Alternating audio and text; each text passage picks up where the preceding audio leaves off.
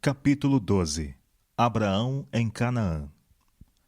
Abraão voltou para Canaã, muito rico em gado, em prata e em ouro. Ló ainda estava com ele, e novamente vieram a Betel, e armaram suas tendas ao lado do altar que haviam erigido anteriormente. Logo acharam que os bens acrescentados traziam maiores dificuldades. Em meio de agruras e provações, tinham morado juntos, em harmonia. Mas em sua prosperidade havia perigo de contenda entre eles. Os pastos não eram suficientes para os rebanhos e gado de ambos, e as frequentes discussões entre os pastores eram trazidas para ajuste aos seus senhores. Era claro que deviam separar-se. Abraão era superior a Ló em idade e em parentesco, riqueza e posição. No entanto, foi Ló o primeiro a propor planos para conservarem a paz. Se bem que toda a terra lhe houvesse sido dada pelo próprio Deus, cortesmente declinou de seu direito. Ora, não haja contenda, disse ele, entre mim e ti, e entre os meus pastores e os teus pastores, porque irmãos somos. Não está toda a terra diante de ti? Eia, pois, aparta-te de mim. Se escolheres a esquerda, irei para a direita, e se a direita escolheres, eu irei para a esquerda. Aqui se ostentou o nobre e abnegado espírito de Abraão. Quantos, em circunstâncias idênticas, não se apegariam com todo o risco aos seus direitos e preferências individuais? Quantos lares não se têm desta maneira esfacelado? Quantas igrejas não se têm desagregado, tornando a causa da verdade objeto de zombaria e vitupério entre os ímpios? Não haja contenda entre mim e ti, disse Abraão, porque irmãos somos, não somente pelo parentesco natural, mas como adoradores do verdadeiro Deus. Os filhos de Deus pelo mundo inteiro são uma família, e o mesmo espírito de amor e conciliação os deve governar. Amai-vos cordialmente uns aos outros, com amor fraternal, preferindo-vos em honra uns aos outros. É o ensino de nosso Salvador.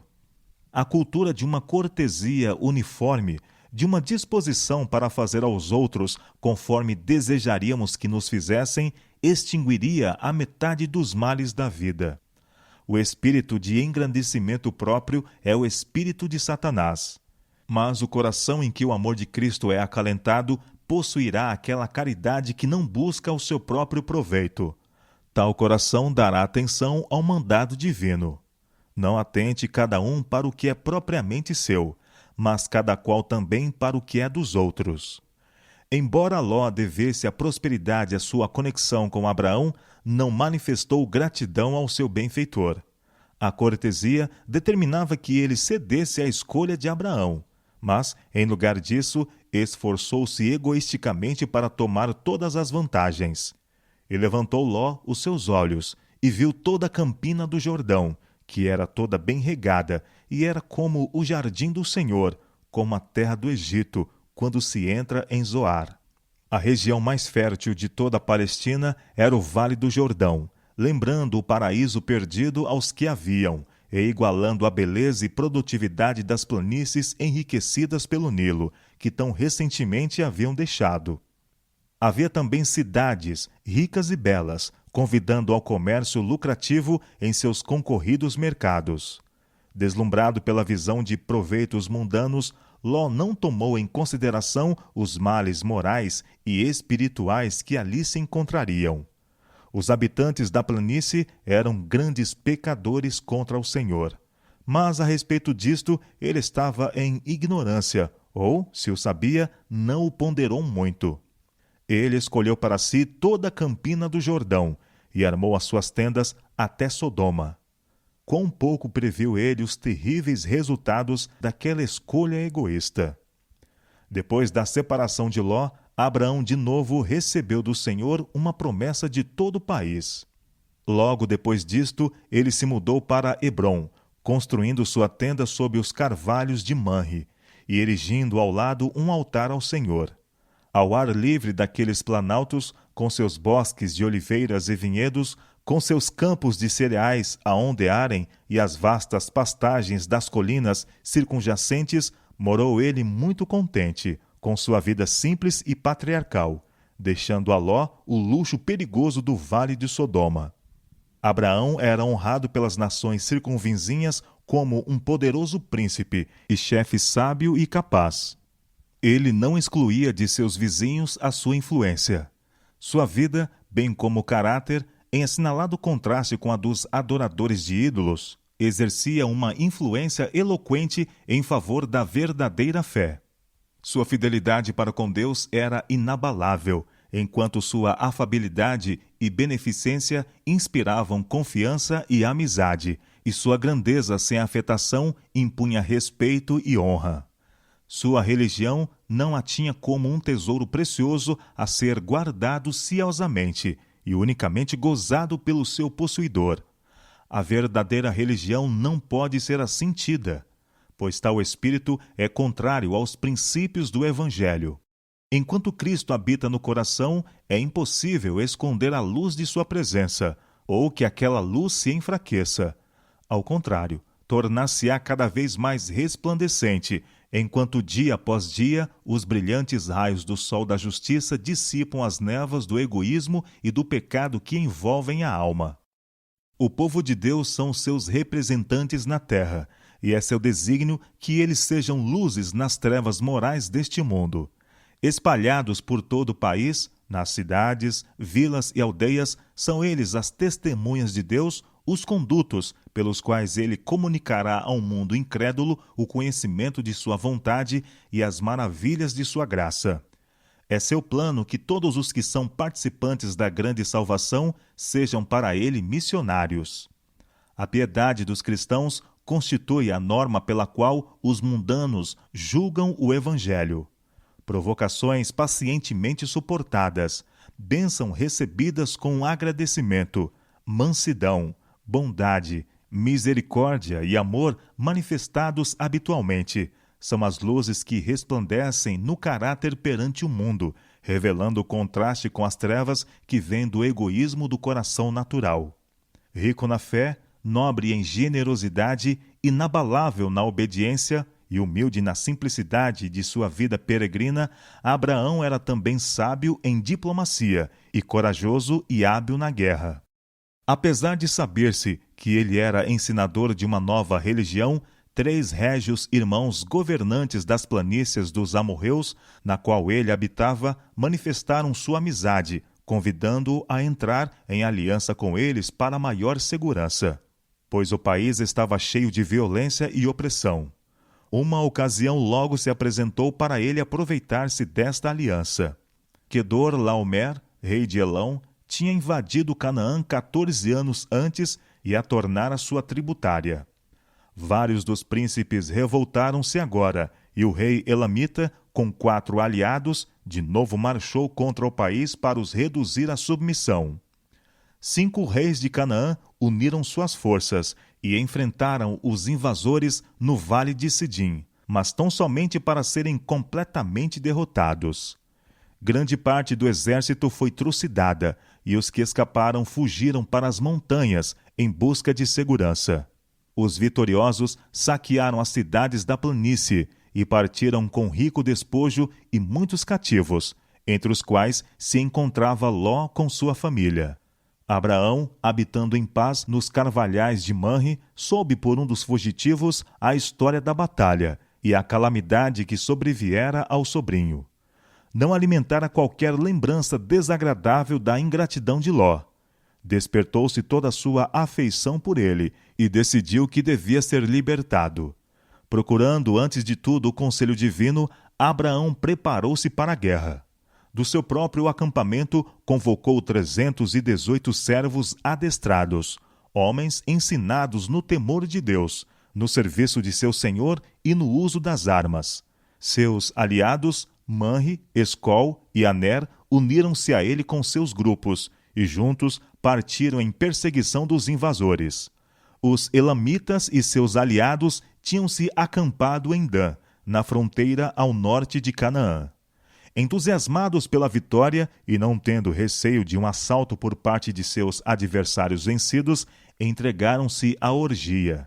O patriarca dividiu suas forças de modo a aproximar-se por diversas direções e veio sobre o acampamento à noite. Seu ataque, tão vigoroso e inesperado, resultou em uma rápida vitória. O rei de Elão foi morto e suas forças, tomadas de pânico, foram postas em fuga. Ló e sua família, com todos os prisioneiros e seus bens, foram recuperados, e um rico despojo caiu nas mãos dos vitoriosos. A Abraão, abaixo de Deus, foi devido o triunfo. O adorador de Jeová não somente havia prestado um grande serviço ao país, mas mostrara-se ser um homem de valor. Viu-se que a justiça não é covardia e que a religião de Abraão tornara-o corajoso ao manter o direito e defender os oprimidos. Seu heróico ato deu-lhe uma dilatada influência entre as tribos circunvizinhas. À sua volta, o rei de Sodoma saiu com seu séquito para honrar o vencedor. Rogou-lhe que tomasse os bens, pedindo tão somente que os prisioneiros fossem restituídos. Pelos usos da guerra, o despojo pertencia aos vencedores, mas Abraão não empreendera esta expedição com intuito de lucros e recusou-se a tirar vantagem daquele que fora infeliz, estipulando apenas que seus aliados recebessem a parte a que tinham direito. Poucos, sendo submetidos a tal prova, ter-se-iam mostrado tão nobres como Abraão. Poucos teriam resistido à tentação de adquirir um despojo tão rico. Seu exemplo é uma reprovação aos espíritos egoístas e mercenários. Abraão tomava em consideração os direitos da justiça e humanidade. Sua conduta ilustra a máxima inspirada: amarás o teu próximo como a ti mesmo. Levantei minha mão ao Senhor, disse ele, o Deus Altíssimo, o possuidor dos céus e da terra, que desde um fio até a correia de um sapato não tomarei coisa alguma de tudo que é teu, para que não digas, eu enriqueci Abraão. Ele não lhes dera ocasião para pensarem que se empenhara em guerra por amor ao ganho, ou para atribuírem sua prosperidade às dádivas ou favor deles. Deus prometera abençoar Abraão, e a ele seria atribuída a glória. Outro que viera para dar as boas-vindas ao patriarca vitorioso foi Melquisedeque, rei de Salém, que trouxe pão e vinho para alimento de seu exército. Como sacerdote do Deus Altíssimo, pronunciou uma bênção sobre Abraão e deu graças ao Senhor que operara um tão grande livramento por meio de seu servo. E Abraão deu-lhe o dízimo de tudo. Abraão voltou com alegria para suas tendas e rebanhos, mas seu espírito estava perturbado por pensamentos que o incomodavam. Tinha sido um homem de paz, excluindo tanto quanto possível a inimizade e a contenda, e com horror lembrava-se das cenas de carnificina que testemunhara. Mas as nações cuja força ele havia derrotado, sem dúvida, renovariam a invasão de Canaã, e dele fariam o objeto especial de sua vingança. Envolvendo-se desta maneira em questões nacionais, quebrar-se-ia a calma pacífica de sua vida. Demais, ele não havia entrado na posse de Canaã, tampouco poderia ter esperança de um herdeiro, a quem pudesse cumprir-se a promessa. Em uma visão da noite, ouviu de novo a voz divina. Não temas, Abraão. Foram as palavras do príncipe dos príncipes. Eu sou o teu escudo, o teu grandíssimo galardão. Mas sua mente estava tão oprimida com presságios que ele não pôde então apreender a promessa com implícita confiança, como antes fazia. E como deveria cumprir-se a promessa do concerto, enquanto o dom de um filho lhe era recusado? Que me hás de dar? Disse ele, pois ando sem filhos. E eis que um nascido na minha casa será o meu herdeiro. Propôs fazer de seu fiel servo Eliezer seu filho adotivo, e herdeiro de suas posses. Mas foi-lhe assegurado que um filho dele mesmo seria o seu herdeiro. Levado para fora de sua tenda, foi-lhe dito que olhasse para as incontáveis estrelas a resplandecer nos céus. E fazendo ele isto, foram proferidas estas palavras: Assim será a tua semente. Creu Abraão a Deus, e isso lhe foi imputado como justiça. O patriarca pediu ainda algum sinal visível em confirmação de sua fé, e como prova para gerações posteriores de que os propósitos de Deus, cheio de graças para com elas, seriam cumpridos. O Senhor condescendeu em fazer um concerto com seu servo, empregando as mesmas formas que eram usuais entre os homens para a ratificação de um contrato solene. Por determinação divina, Abraão sacrificou uma bezerra, uma cabra e um carneiro, cada um de 3 anos, dividindo os corpos e pondo os pedaços a pequena distância entre si. A estes acrescentou ele uma rola e um pombinho, que, entretanto, não foram divididos. Isto feito, reverentemente passou entre as partes do sacrifício, fazendo a Deus um voto solene de perpétua obediência. Atento e perseverante, permaneceu ao lado dos corpos mortos, até baixar-se o sol, a fim de os guardar de serem contaminados ou comidos pelas aves de rapina. Aproximando-se ao pôr do sol, caiu em um profundo sono, e eis que grande espanto e grande escuridão caiu sobre ele. Ouvida a voz de Deus, ordenando-lhe que não esperasse a posse imediata da terra prometida e indicando no futuro os sofrimentos de sua posteridade antes de seu estabelecimento em Canaã. O plano da redenção foi-lhe ali desvendado, na morte de Cristo, o grande sacrifício, e em sua vinda em glória. Abraão viu também a terra restabelecida à sua beleza edênica, para lhe ser dada em possessão eterna, como o cumprimento final e completo da promessa. Como garantia deste concerto de Deus com os homens, um forno de fumo e uma tocha de fogo, símbolos da presença divina, passaram por entre as vítimas repartidas, consumindo-as totalmente. E de novo foi ouvida por Abraão uma voz, confirmando a dádiva da terra de Canaã a seus descendentes, desde o rio Egito até o grande rio Eufrates. Quando Abraão tinha estado quase 25 anos em Canaã, o Senhor lhe apareceu e lhe disse: Eu sou o Deus Todo-Poderoso. Anda em minha presença e sê perfeito. Com temor reverente, o patriarca prostrou-se, rosto em terra, e a mensagem continuou: Eis o meu concerto contigo e serás o pai de uma multidão de nações. Em sinal do cumprimento deste concerto, seu nome, que até ali era Abrão, foi mudado para Abraão, que significa pai de uma multidão. O nome de Sarai tornou-se Sara, princesa, porque disse a voz divina: será mãe das nações, reis de povos sairão dela. Nesta ocasião, o rito da circuncisão foi dado a Abraão, como selo da justiça da fé quando estava na incircuncisão. Deveria ser observado pelo patriarca e seus descendentes como sinal de que eram dedicados ao serviço de Deus e assim separados dos idólatras, e de que Deus os aceitava como seu tesouro particular. Por meio deste rito, comprometiam-se a satisfazer, por sua parte, as condições do concerto feito com Abraão. Não deveriam contrair matrimônio com gentios, pois assim fazendo, perderiam sua reverência para com Deus e sua santa lei. Seriam tentados a entregar-se às práticas pecaminosas de outras nações e seduzidos à idolatria. Deus conferiu grande honra a Abraão. Anjos do céu andavam e falavam com ele como faz um amigo a outro. Quando os juízos estavam para cair sobre Sodoma, esse fato não lhe foi oculto, e ele se tornou intercessor junto a Deus pelos pecadores. Sua entrevista com os anjos apresenta também um belo exemplo de hospitalidade.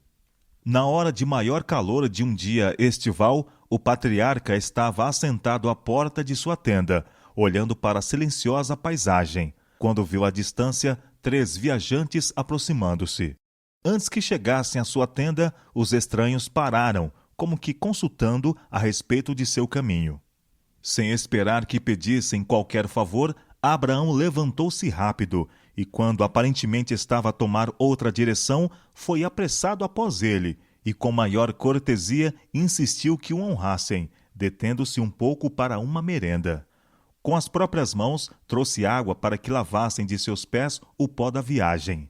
Ele mesmo escolheu o alimento, e enquanto estavam a descansar à fresca sombra, preparou-se a refeição. e respeitosamente permaneceu-lhes ao lado, enquanto participavam de sua hospitalidade. Este ato de cortesia Deus considerou de importância suficiente para registrar-se em sua palavra, e 1000 anos mais tarde foi-lhe feita referência por um apóstolo inspirado. Não vos esqueçais da hospitalidade, porque por ela alguns, não sabendo, hospedaram anjos.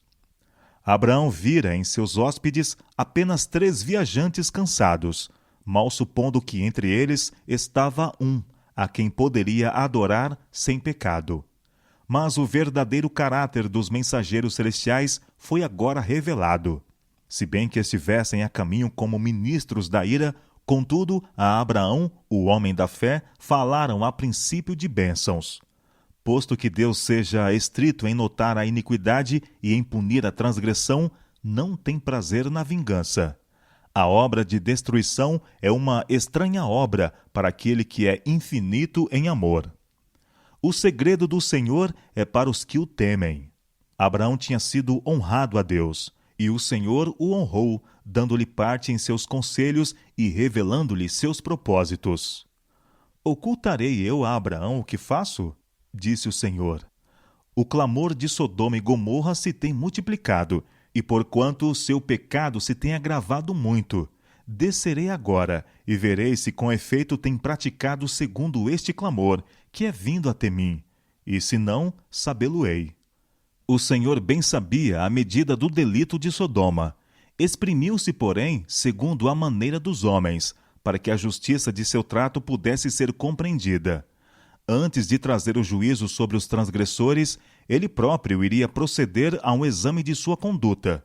Se não houvessem passado os limites da misericórdia divina, conceder-lhes-ia tempo para se arrependerem. 2 dos mensageiros celestes partiram, deixando Abraão só com aquele que agora soube ser o Filho de Deus. E o homem de fé pleiteou pelos habitantes de Sodoma. Uma vez ele os salvara com a espada, agora se esforçava por salvá-los pela oração. Ló e sua casa ainda eram moradores ali, e o abnegado amor que prontificara Abraão para os livrar dos elamitas procurava agora salvá-los da calamidade dos juízos divinos, se tal fosse a vontade de Deus. Com profunda reverência e humildade, insistiu em seu pedido. Eis que agora me atrevi a falar ao Senhor, ainda que sou pó e cinza. Não havia qualquer confiança em si próprio, nem jactância pela sua justiça. Não pretendia graça pelo motivo de sua obediência, ou dos sacrifícios que fizera ao cumprir a vontade de Deus. Sendo ele próprio pecador, rogava em prol do pecador. Tal espírito devem possuir todos os que se aproximam de Deus. Abraão manifestava, contudo, a confiança de uma criança a rogar a seu pai amado. Achegou-se ao mensageiro celeste e instou fervorosamente com a sua petição. Conquanto Ló se tornasse morador em Sodoma, não participava da iniquidade de seus habitantes.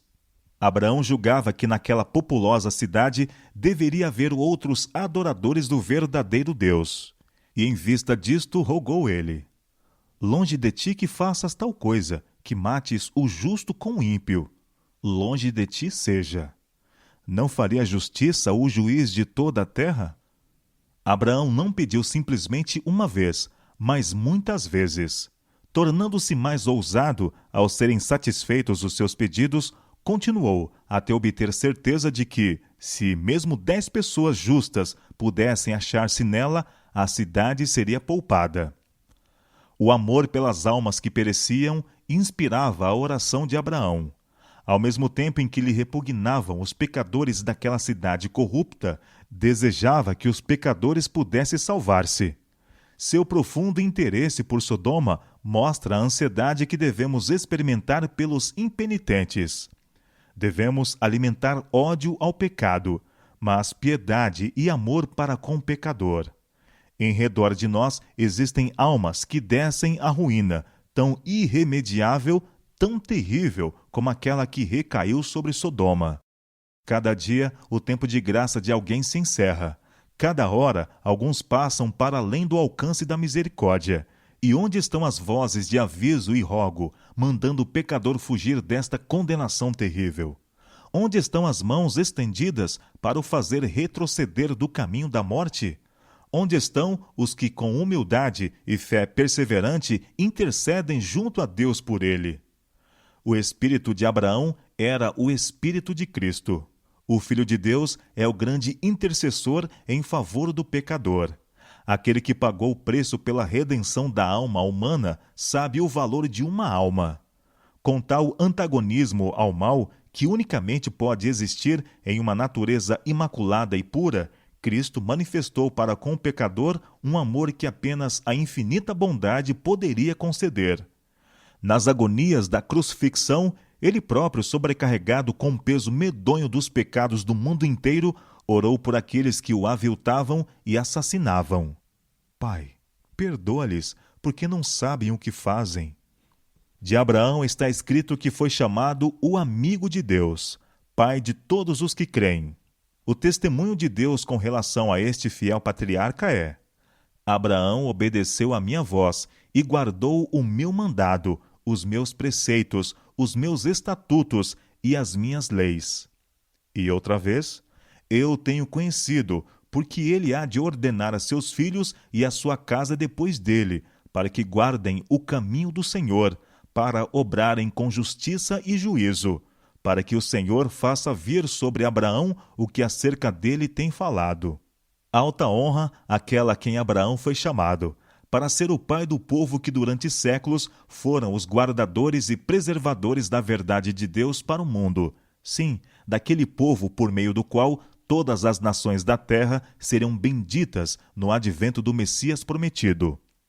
Mas aquele que chamou o patriarca julgou digno. É Deus quem fala. Aquele que de longe compreende os pensamentos e dos homens faz justa apreciação diz: Eu o tenho conhecido. Não haveria por parte de Abraão qualquer traição à verdade por intuitos egoísticos. Ele guardaria a lei e procederia justa e retamente. E não somente temeria ele próprio o Senhor, mas cultivaria em seu lar a religião. Instruiria a família na justiça. A lei de Deus seria a regra em sua casa. A casa de Abraão compreendia mais de 1000 almas. Aqueles que eram levados pelos seus ensinos a adorar o único Deus encontravam um lar em seu acampamento. E ali, como em uma escola, receberiam a instrução que os habilitaria a serem representantes da verdadeira fé. Assim, grande responsabilidade repousava sobre ele. Estava a educar chefes de famílias, e seus métodos de governo seriam levados para as casas a que eles presidiriam. Nos tempos primitivos, o pai era o governador e sacerdote de sua família, e exercia autoridade sobre os filhos, mesmo depois que estes tinham suas próprias famílias. Os descendentes eram ensinados a considerá-lo como seu chefe, tanto em assuntos religiosos como seculares. Esse sistema de governo patriarcal, Abraão esforçou-se por perpetuar, sendo que o mesmo propendia a conservar o conhecimento de Deus. Era necessário ligar os membros da casa conjuntamente, para edificar-se uma barreira contra a idolatria, que se havia tornado tão espalhada e profundamente estabelecida. Abraão procurou por todos os meios ao seu alcance guardar os domésticos de seu acampamento de se misturarem com os gentios e de testemunharem suas práticas idolátricas, pois sabia que a familiaridade com os maus corromperia insensivelmente os princípios. O máximo cuidado foi exercido para excluir toda forma de religião falsa e impressionar o espírito com a majestade e glória do Deus vivo como o verdadeiro objeto de culto. Foi uma sábia disposição que o próprio Deus tomara, a de separar seu povo, tanto quanto possível, da ligação com os gentios, fazendo do mesmo um povo que habitasse só e que não fosse contado entre as nações. Ele havia separado Abraão de sua parentela idólatra, para que o patriarca pudesse ensinar e educar a família, afastados das influências sedutoras que o cercariam na Mesopotâmia, e para que a verdadeira fé pudesse ser preservada em sua pureza pelos descendentes, de geração em geração. A afeição de Abraão para com seus filhos e sua casa levou-o a guardar a fé religiosa dos mesmos, a comunicar-lhes o conhecimento dos estatutos divinos como o legado mais precioso que ele lhes poderia transmitir, e por meio deles ao mundo. A todos se ensinava que estavam sob o governo do Deus do céu. Não deveria haver opressão por parte dos pais, nem desobediência por parte dos filhos. A lei de Deus havia indicado a cada um os seus deveres, e apenas na obediência a ela poderia alguém conseguir felicidade e prosperidade. Seu próprio exemplo, a influência silenciosa de sua vida diária, era uma lição constante. A persistente integridade, a beneficência e cortesia abnegada, que haviam conquistado a admiração dos reis, eram ostentadas em seu lar. Havia uma fragrância em torno de sua vida, uma nobreza e formosura de caráter, que revelavam a todos que ele estava em ligação com o céu. Ele não negligenciava a alma do mais humilde servo. Em sua casa não havia uma lei para o senhor e outra para o servo. Um rege o caminho para o rico e outro para o pobre. Todos eram tratados com justiça e compaixão, como herdeiros com ele da graça da vida. Ele há de ordenar a sua casa. Não haveria uma negligência pecaminosa em restringir as más propensões de seus filhos, tampouco qualquer favoritismo fraco, imprudente, condescendente, nem renúncia à sua convicção do dever ante as exigências de uma afeição mal entendida. Abraão não somente dava a instrução exata, mas mantinha a autoridade de leis justas e retas. Quão poucos há em nossos dias que seguem este exemplo.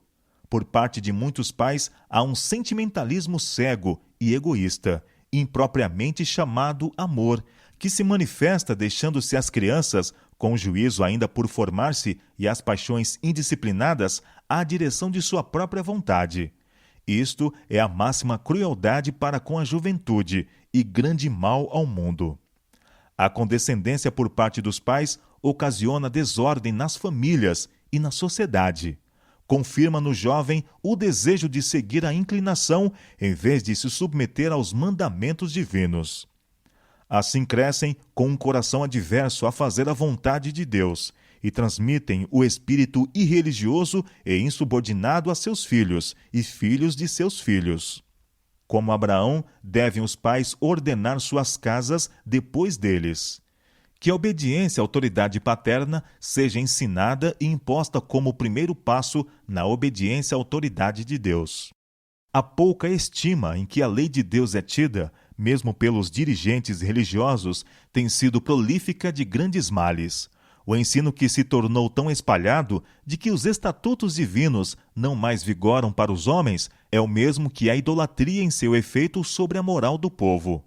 Aqueles que procuram diminuir as reivindicações da santa lei de Deus estão ferindo diretamente o fundamento do governo das famílias e nações. Pais religiosos que deixam de andar em seus estatutos não ordenam sua casa de modo a observarem o caminho do Senhor. Não se faz da lei de Deus a regra da vida. Os filhos, ao constituírem lar, não se sentem na obrigação de ensinar a seus filhos aquilo que eles mesmos nunca foram ensinados. E esta é a razão por que há tantas famílias sem Deus. É a razão por que a depravação é tão profunda e espalhada. Antes que os próprios pais andem na lei do Senhor com coração perfeito, não estarão preparados para ordenar a seus filhos depois deles. Necessita-se de uma reforma neste sentido, reforma que seja profunda e extensa. Os pais necessitam de reformar-se, ministros o necessitam. Necessitam de Deus em suas casas. Se desejam ver um estado de coisas diverso, devem proporcionar a palavra de Deus às suas famílias e dela fazer seu conselheiro.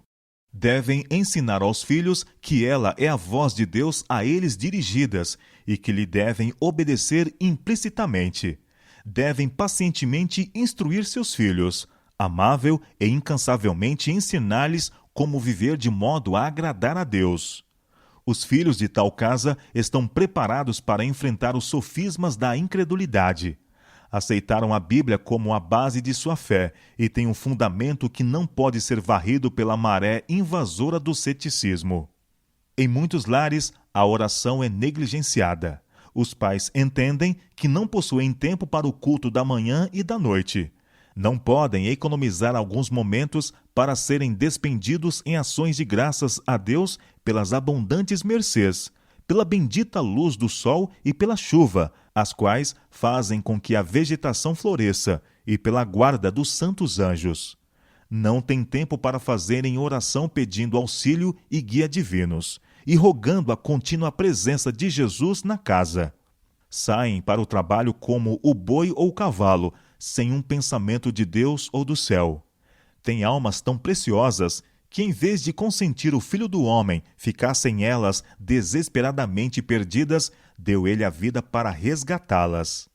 Eles, porém, têm pouco mais apreciação de sua grande bondade do que a têm os animais que perecem. Semelhantes aos patriarcas da antiguidade, os que professam amar a Deus devem erigir um altar ao Senhor, onde quer que armem sua tenda. Se houve um tempo em que cada casa deve ser uma casa de oração, é hoje. Pais e mães devem muitas vezes erguer o coração a Deus em humilde súplica por si e por seus filhos. Que o pai, como sacerdote da casa, deponha sobre o altar de Deus o sacrifício da manhã e da tarde, enquanto a esposa e filhos se unem em oração e louvor. Em uma casa tal, Jesus gostará de demorar-se. De todo o lar cristão deve resplandecer uma santa luz. O amor deve revelar-se nas ações, deve promanar de toda a relação doméstica, mostrando-se uma bondade meditada em uma cortesia gentil, abnegada. Há lares em que este princípio é levado a efeito, lares em que Deus é adorado, em que reina o mais verdadeiro amor. Destes lares, as orações matutinas e vespertinas sobem a Deus como incenso suave, e suas misericórdias e bênçãos descem sobre os suplicantes como o orvalho da manhã. Uma casa cristã bem ordenada é um poderoso argumento em favor da realidade da religião cristã, argumento que o incrédulo não pode contradizer. Todos podem ver que há na família uma influência em atividade, a qual afeta os filhos, e que o Deus de Abraão está com eles. Se os lares dos professos cristãos tivessem um molde religioso correto, exerceriam uma poderosa influência para o bem. Seriam, na verdade, a luz do mundo. O Deus do céu fala a todo pai fiel nas palavras dirigidas a Abraão.